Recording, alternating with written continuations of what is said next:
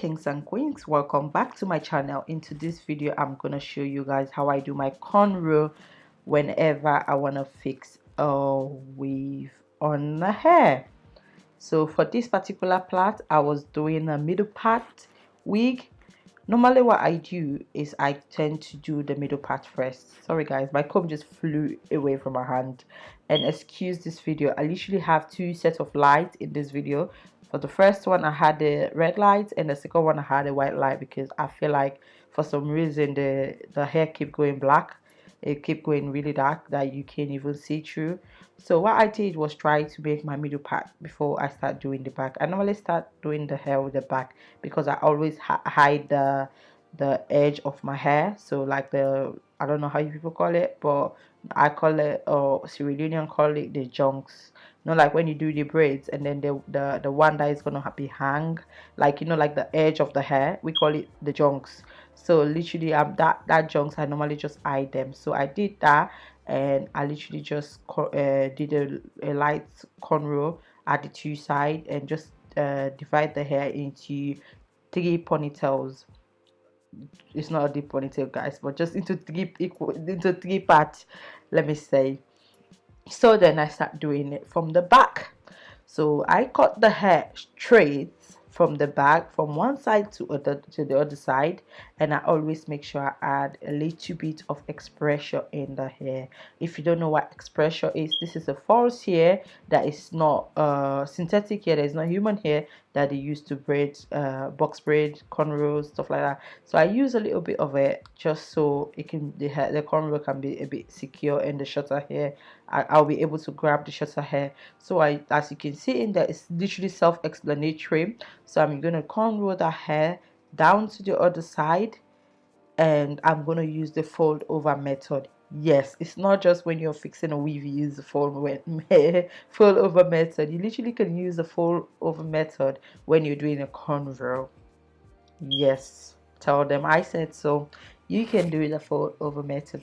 So when I'm gonna get at the other side, I'm gonna use the fold over method to come to this other side, because I want to use that the edge of that hair. I literally just did like 1-2 cornrows on it and just drop it. So I'm gonna use the same edge to do the cornrow, guys. Sorry, I was trying to fix my camera, because as I said to you guys, when I was doing this here, I felt like when I look in the camera, it's like the thing was dark. It was really dark. It was like kind of confusing me. Now that I was editing it, I found out that it was not dark, but it shows darkness on the screen. So I literally had to change that light because it was quite frustrating. So that's when I'm using the fold over method. Don't worry, when we get to the other side, you're going to clearly see the fold over method, how I do it, because I'm going to put that video on the slow motion, boo. You're going to learn how to do this, because whenever I do my hair this way, I get to have a very laid closure. Not especially when it's a middle part closure, it becomes so laid and flat, so you get a natural look in it. So I always like doing it this way. So sorry guys, my my mother was not paying attention. She's so cute, bless her. So I'm just gonna do a little bit of cornrow, as you can see, and leave it. I'm not gonna finish the edge of that hair. You don't want to finish it because you're gonna use the same hair to do the other part of the hair. So now I'm gonna put in the slow motion so you can see for yourself and learn how to do this bow. I know all of us know how to do cornrows, but some people don't know this technique, how to do this, because in this video I use two type of techniques. And the back, this is the technique I use, the fold over method. In the front, I'm going to show you guys another technique. Don't worry guys, I got you, I got you. So yeah, as you can see, I did that in a slow motion, so you can see I use the other edge of the hair just to join this one. So literally it's just holding that in the three of it and join it, start plaiting from that to on this same the other hair, and just go on. I don't know how to explain that much, guys. You guys literally have to forgive me. That's why I put my videos sometimes on slow motion and stuff, so you can see for yourself and learn, because to me, I don't know how to explain that much. I can explain to you my understanding, but I don't know if everyone is going to understand it. That's why I tend to like do it and put it in the slow motion so you can see it literally self-explanatory. So I'm going to do that, and I'm just going to do a couple of lines on the back, and then I'll come on the front. The reason why I always tend to do this style at the back before going to the front is because you don't want to do your cornrows and then you have that ball when you fix the weave on. You got that bulkiness, guys. You can testify. Sometimes you do your hair and you see that bulkiness in it, even though your hair looks straight, it looks beautiful and stuff, but you can literally feel it. You can feel that bulkiness in it. That's what I always try to avoid. That's why I do this style on a client's hair always, so that they don't get to have that bulkiness in their hair. Nobody want to feel uncomfortable, because when you're uncomfortable, you're feeling like, oh, there's a bulkiness on my hair. You're gonna think that's how people are seeing it.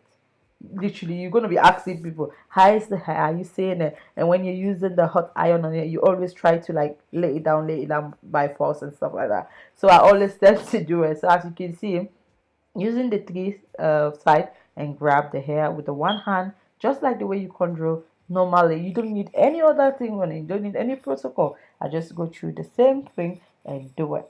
So it's really literally self-explanatory, guys. Literally. But some people like when you talk on a video. That's why I'm just talking. Rather than that, I will have not talk. I will have just leave it like that. So as you can see, I'm literally just going over it again the same way, and then I'll come on the front. Guys, one video of this slide was missing. Don't mind me. I literally mistakenly deleted it, but don't worry, you're still gonna see everything I did. Just that one slide of the front that was missing, but nothing too deep. Literally. So now I've finished doing that back. That's how the back look. Yes, I did 1 2 3 4 lines. So we call that a snake plait. I don't know how you guys call it, but we call it a snake plait. So now we are at the front. Sorry guys, as I said, the slide was missing.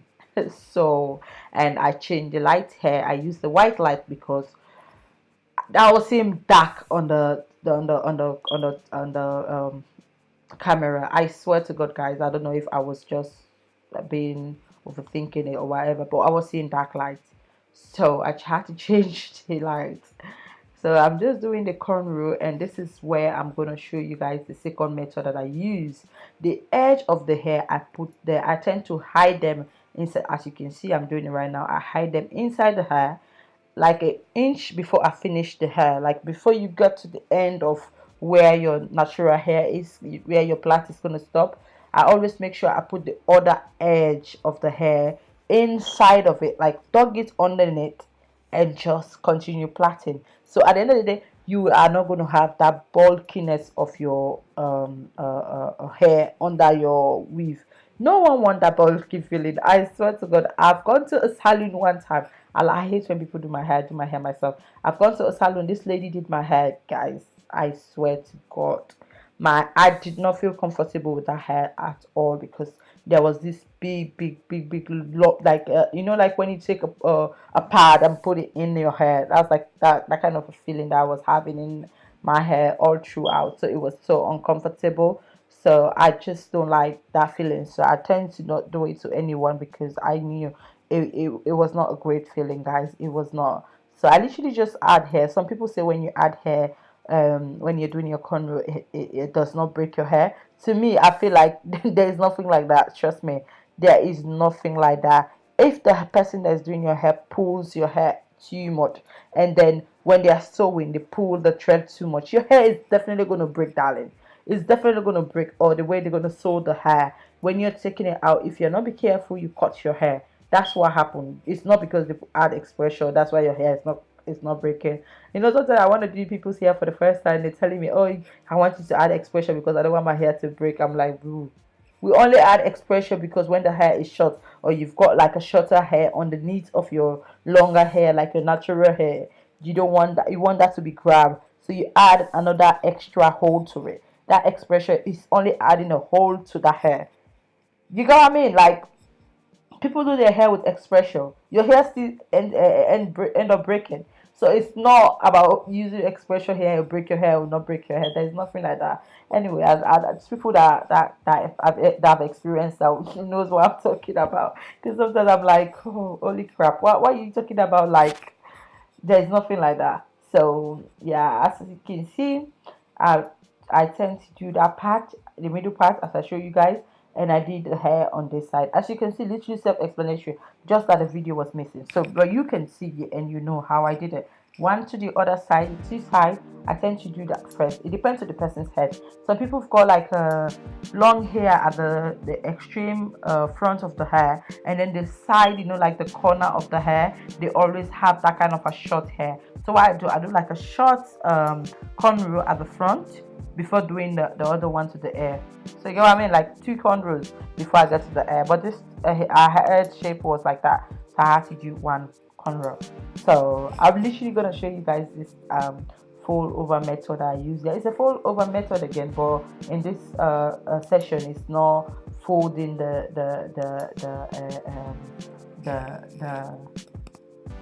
folding the hair to flat. It's folding the hair to be able to hide the end of the hair so you don't have bulkiness. When I finish plaiting this hair, I'm going to have one chunk, one, just one end, or one. I don't know how to call it. I don't know how people call it, guys. I'm so sorry. I don't know how to call it. But I'm gonna have one ponytail or what? I don't know. I don't know how to call it. I want to really find a name for it, but I don't know. Sorry, guys. So, as you can see there, I'm gonna plait that and I'm gonna show you guys how I do that fold over method. I added a little bit of expression as I was going along, not because I really needed it, but because the hair was kind of tiny and underneath her hair was break. So there was a break there, so I wanted to hold it. So I added a little bit of expression there, just so if the hair is small, that gives it a little bit of volume, so it will be the same size as the other one. So as you can see, I'm doing the fold over method there. I put that inside, and then I end up having one strand, and then when I go to the other one, I will end up having another just one strand, because I'm going to put that too.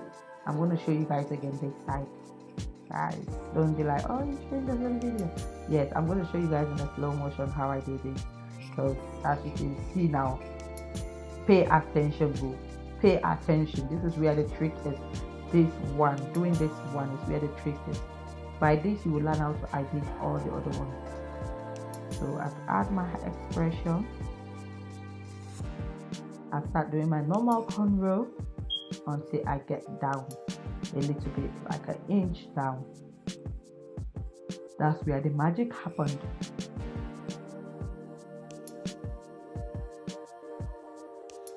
Add a little bit of expression, as I said to you guys.